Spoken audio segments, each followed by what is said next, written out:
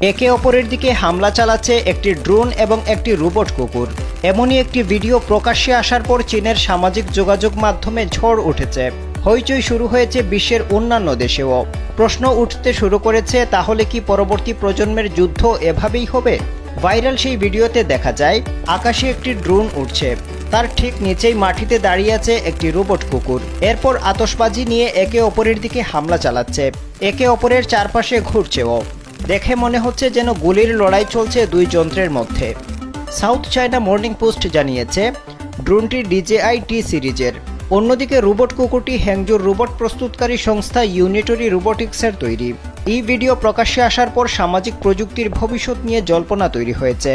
সামরিক বিশ্লেষকরা মনে করছেন এ ধরনের রোবট ও ড্রোন ভবিষ্যৎ যুদ্ধে গুরুত্বপূর্ণ ভূমিকা পালন করতে পারে, কারণ ইতিমধ্যে চীন ব্যাপকভাবে রোবট কুকুর উৎপাদন শুরু করেছে, যেগুলো পাহাড় পর্বত সহ সব জায়গায় অনায়াসে চলতে পারে।